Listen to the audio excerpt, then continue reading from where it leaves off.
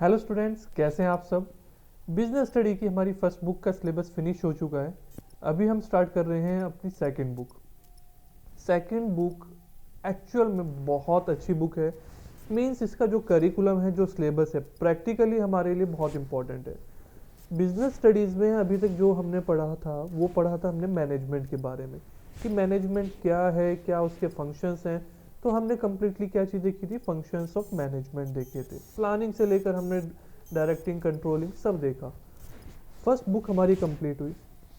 Second book में अब हम जो समझने वाले हैं वो एक्चुअल में फाइनेंस के बारे में समझने वाले हैं।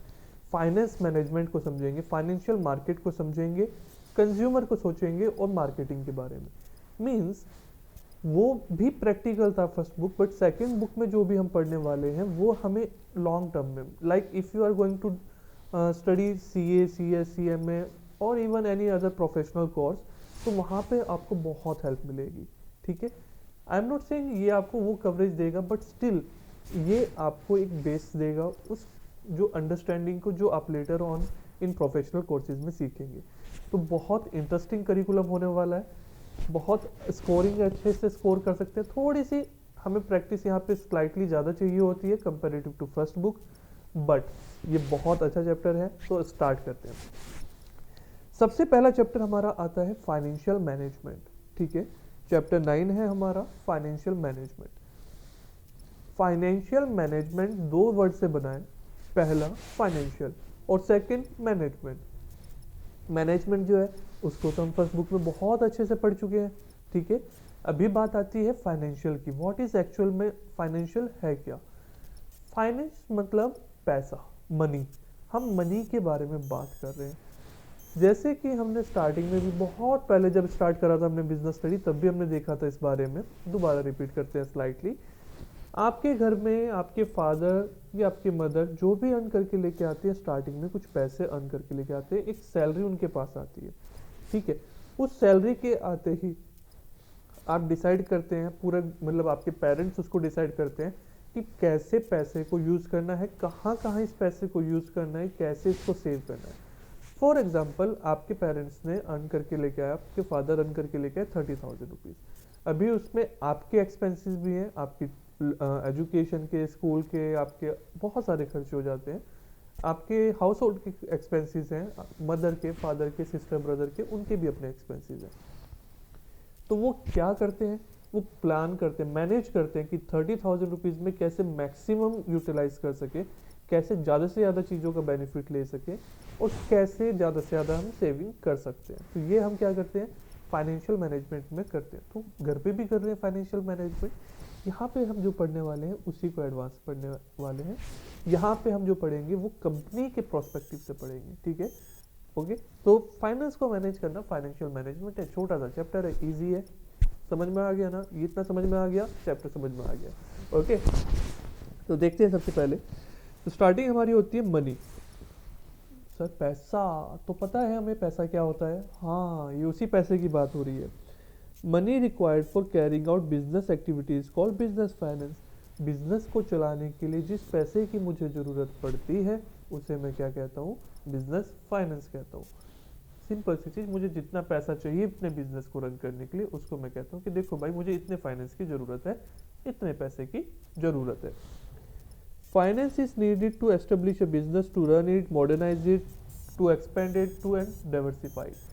आपको पैसे की ज़रूरत है, क्यों, बिजनेस को रन करने के लिए, उसको ग्रो करने के लिए, एक्सपेंड करने के लिए, बढ़ाने के लिए। और डाइवर्सिफाई मतलब एक चीज़ से लेकर दूसरी चीज़ में करने के लिए। लाइक अभी तक मैं पेंसिल बनाता था।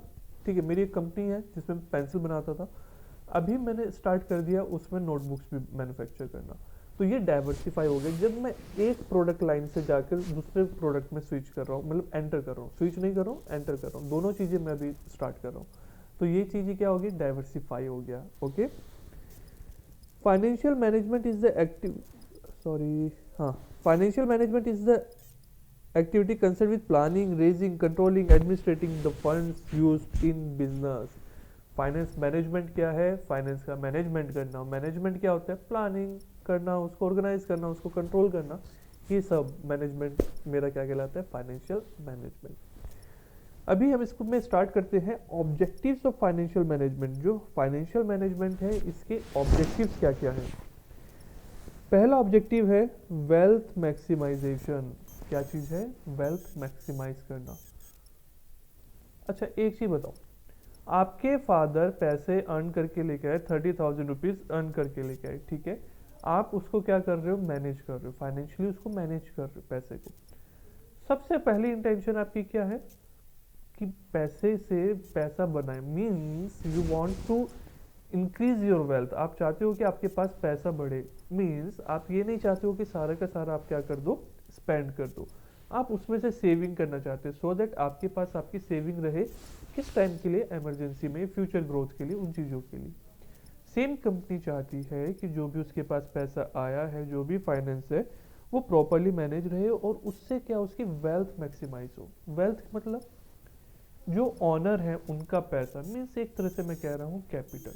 तो उनकी वर्क कैपिटल इंक्रीज हो, उनके पास पैसा है, उनकी प्रॉपर्टी इंक्रीज हो, ये मेरा पर्पस है कि अपने पैसे से मैं उसमें से सेव करता रहूँ, थोड़ा थोड़ा पैसा अपना कलेक्ट करके उसको वेल्थ को इंक्रीज करता रहूँ। Main objective finance is to maximise shareholders wealth. Main purpose है कि शेयर होल्डर के पैसे को बढ़ाओ। For which achievement of optimum capital structure and proper utilisation is must. जिसके लिए प्रॉपर कैपिटल स्ट्रक्चर रिक्वायर्ड है। प्रॉपर कैपिटल स्ट्रक्चर मतलब देखो ये हम पढ़ेंगे यहाँ पे, ठीक है। तो अभी देखते हैं। उसके बाद बात आती है प्रॉपर यूटिलाइजेशन ऑफ फंड। जो फंड्स है मेरे पास, जो पैसा है उसको प्रॉपरली यूटिलाइज करूँ, मतलब वेस्टेज ना हो, जहाँ ज़रूरत है बस वहीं यूज़ करूँ, इधर उधर उसको वेस्ट ना होने जाए। तो ये मैं क्या करता हूँ? मैनेज करता हूँ, ठीक है। फिर उसके बाद क्या आता है? To procure sufficient fund for the organisation. Organisation के लिए जितने पैसे की ज़रूरत है वो पैसा अरेंज करना भी मेरा फाइनेंशियल मैनेजमेंट के अंदर कवर होता है। सर मतलब देखो, आपकी एक कंपनी है, बहुत बड़ी कंपनी है, ठीक है। आपकी अपनी कंपनी, एक बहुत बड़ी कंपनी के मालिक हो आप। अभी क्या हुआ, आपको ना थोड़ा सा पैसा चाहिए था कुछ काम करने के लिए। आपको अभी ना एक ब्रांच और ओपन करनी है, मुंबई में ओपन करनी है। उसके लिए आपको बस छोटी सी अमाउंट चाहिए थी। आपको वहाँ के लिए 40 करोड़ रुपीज़ चाहिए, ठीक है। हाँ छोटी सी, आपके लिए छोटी है ना, 40 करोड़ रुपीज़ चाहिए आपको। अभी उसके लिए आपको फाइनेंस चाहिए, पैसा चाहिए ना, 40 करोड़ रुपीज़ चाहिए। वो कहाँ से अरेंज करोगे? ये सोचना भी मेरे फाइनेंशियल मैनेजमेंट में। मैं हर चीज़ को सोचूंगा कि देखो मुझे 40 करोड़ की मैनेज करना है, फंड्स लेने हैं। मैं इसको अपने फ्रेंड से लूँ, कोई मेरा फ्रेंड है क्या जो मुझे 40 करोड़ रुपीज़ दे सकता है? शायद ही कोई हो। उसके अलावा मैं बैंक से लोन लूँ। बैंक से लोन लूँ तो कौन से बैंक से लूँ, किस तरीके का लोन लूँ, कितने लंबे टाइम का लूँ? क्यों? हर बैंक के पास अलग अलग इंटरेस्ट रेट होते हैं। कोई बैंक मुझसे ज़्यादा इंटरेस्ट चार्ज करेगा, कोई कम चार्ज करेगा। फिर कुछ की अलग लिमिटेशंस होंगी, किसी में कोई लिमिटेशन होगी। प्लस मुझे देखना है कि मुझे कितने टाइम के लिए पैसा चाहिए, कि मुझे 1 साल के लिए चाहिए, 5 ईयर्स, 10 ईयर्स, 20 ईयर्स, कितने टाइम का मुझे लोन रिक्वायर्ड है। इसके अलावा मुझे और भी बहुत सारे सोर्सेज हो जाते हैं। मैं कैपिटल इशू कर दूं इसके लिए, शेयर्स इशू कर दूं मीन्स, या फिर मैं इसके लिए डिबेंचर इशू। इतना सब कुछ सोचना पड़ता है कंपनी को। क्यों?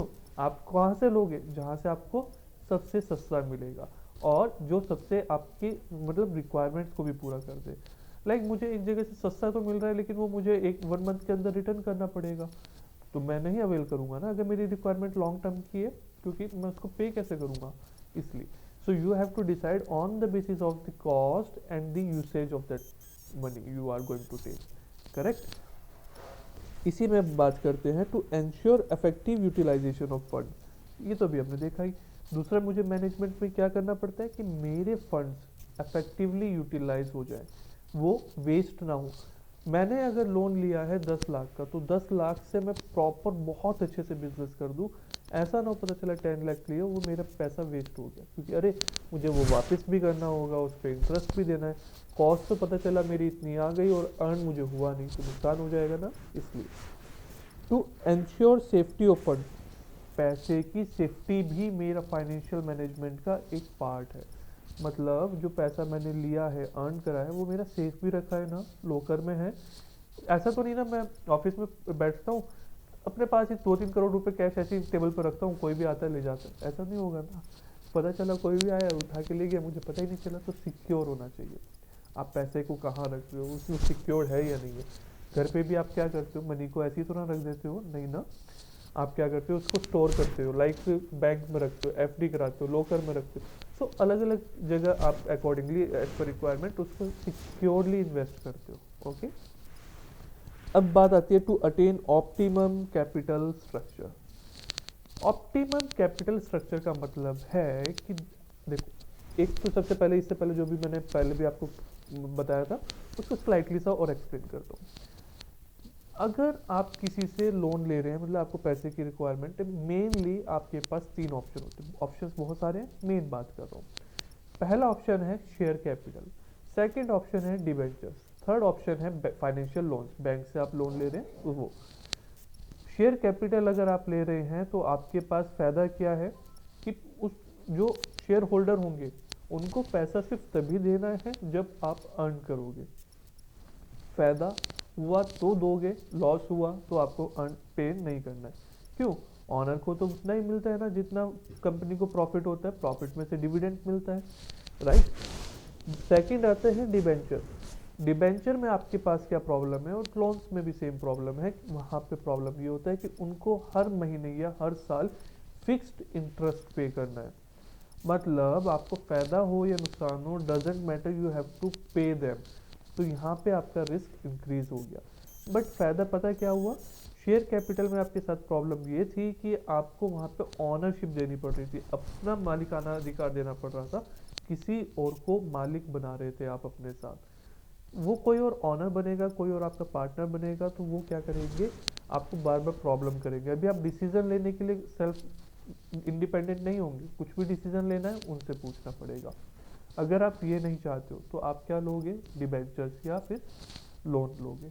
ठीक है, तो यहाँ पे कैपिटल स्ट्रक्चर मतलब मैं शेयर कैपिटल, डिबेंचर और लोन कितना कितना किससे ले रहा हूँ, कि कितने की शेयर कैपिटल लेनी है, कितने की डिबेंचर, कितने के लोन, मुझे ये भी डिसाइड करना है। ऐसा नहीं होगा ना, मुझे थोड़ा सा भी पैसा चाहिए, मैं शेयर इशू करे जा रहा हूँ, पता चला मैं तो मालिक था शुरू में 100% का, बार बार पैसे की जरूरत पड़ती है, आखिरी जाके पता चला कि मेरे पास 10% शेयर बचे, मैं ही मालिक नहीं हूँ, गड़बड़ हो जाएगी ऐसे। बैंक से लोन लिए जा रहा हूँ, लिए जा रहा हूँ, अगर बैंक से कंटिन्यूसली लोन ले रहा हूँ तो मेरे ऊपर बर्डन क्रिएट हो जाएगा उनको कंटिन्यूसली इंटरेस्ट पे करने का। तो मुझे दोनों चीज़ों के बीच में बैलेंस क्रिएट करके ही डिसाइड करना होता है। तो अल्टीमेटली फाइनेंशियल मैनेजमेंट का मतलब क्या निकला हमारा, सिंपल सी चीज़ है, देखो कोई ऐसा कॉम्प्लिकेटेड नहीं है। पैसे को मैनेज करना फाइनेंशियल मैनेजमेंट है। पैसे से रिलेटेड डिसीजन कैसे, कहाँ से फाइनेंस लेना है, कहाँ पे उसको इन्वेस्ट करना है, उस पैसे को कैसे सेफ रखना है, उस पैसे को कैसे प्रॉपरली यूटिलाइज करना है, मेनली इसी के आसपास मेरे सारे डिसीजन फाइनेंशियल मैनेजमेंट में कवर हो जाते हैं। Okay, see you in next video, bye bye.